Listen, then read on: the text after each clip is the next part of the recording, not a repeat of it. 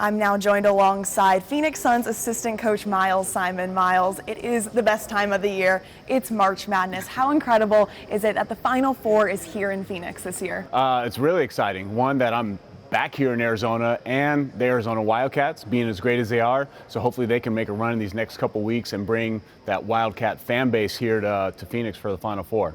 Miles, you know a little something about the tournament. Back in 1997. You won the title with the University of Arizona, an incredible run. So I brought some newspaper clippings I had to share. So I just want you to look through these and take me through your emotions as you're looking through history being made when you took down Kentucky in overtime. Well, there's quite a few thoughts when looking at the age of the papers and like the yellowing of it. Makes me feel a little bit old, but what an amazing time, like one for Arizona basketball, two in my basketball career. The first picture that we see here of Lute Olson, who is the greatest college coach of all time, like, just brings back a lot of great memories of him coaching me and our group, and what a leader he was, and how sorely he's missed in the basketball community. And then just seeing like my teammates and the thing that we did, we're the only team to ever beat 3 number ones. Like it's never been done before and might not ever be done again. But like this type of stuff is like, embedded in my mind forever. My boy Quinn Tebbs winning the title. I got the ball still wrapped up, and the smile, like it's just pure joy. Like the best basketball moment of my life. By far, and like it's so cool that you brought this and shared these, and unbelievable. Josh Pastner, of course, he wants to get in the picture and be in the mix, but this stuff is awesome, and then this is like tremendous. Every kid's dream to be on the cover of Sports Illustrated. For sure at that time, and like there's no more Sports Illustrated, but I had the chance to be on the cover twice, but to have that, and like people still bring this up to me all the time, and like send these covers in for an autograph. Like it's pretty special. It's incredible. And your journey, you had such a tight-knit group of guys. So how was it to be able, that first game up until the last one you took down Kentucky?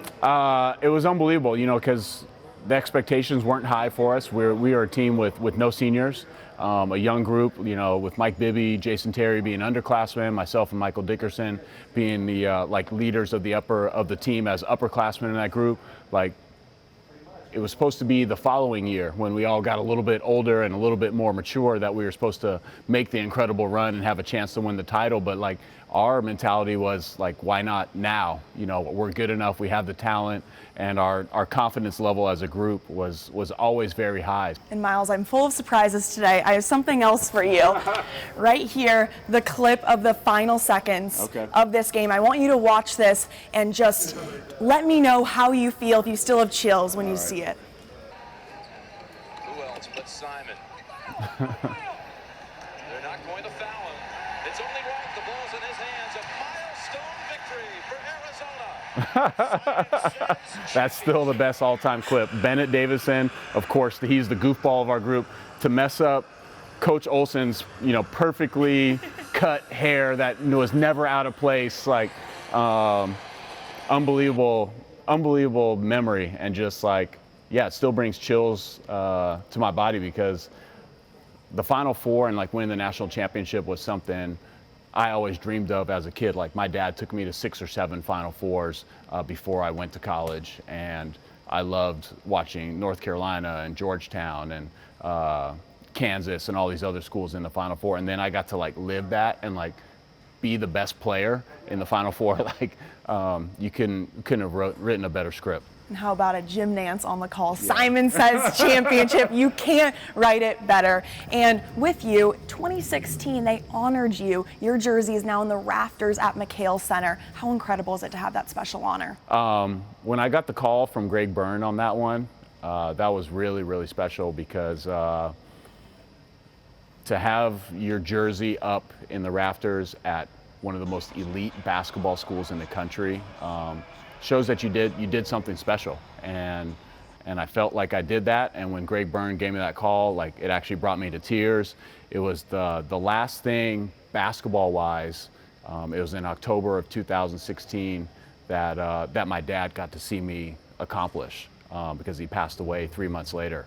So it even has more special meaning. And then now that I have my kids who have actually went to a game in Tucson this year, and then they get to see it up there that their dad was actually an okay player is pretty special. So incredible. And your strong fan base in Tucson, one of the best in the entire country, and now you're back here in the Valley coaching the Phoenix Suns. So how amazing is it to have that undivided support? It's been a lot of fun, like just going around town if I'm going to dinner or just like at basketball or sporting events with my kids, to have people like, come up and say, man, 97, that was my favorite year, or like, I just loved you as a player, like, thank you for that championship. That stuff doesn't go unnoticed and like still means a lot to me because it's 26 years later and people are still loving that time of their life. And people, they always say they always remember where they were like when it happened, and people will tell me those stories, and I love like listening to it because it means a lot to so many different people.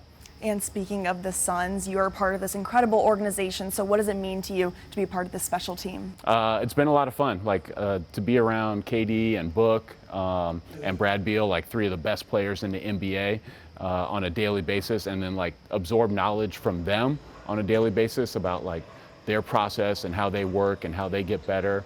Has been great. And then under the new ownership, Matt Ishbia has been awesome. Our front office has been tremendous to be around and learn them. And then Coach Vogel bringing me in, we were together in Los Angeles, and then he brought a lot of the crew back together here in the Valley, and we just have a chance to really do something special, which is going to be even more fun to bring the first championship to the Phoenix Suns. Absolutely incredible. You're a championship guy. And speaking of Lute Olson, who you alluded to earlier, how impactful has he been, not only as a player, as a coach, but also a person? I still think about like a lot of the lessons, like when I'm doing workouts with guys or even like working with my son, just like little anecdotes that Coach taught our group when I was a player. I take that into teaching some of these guys.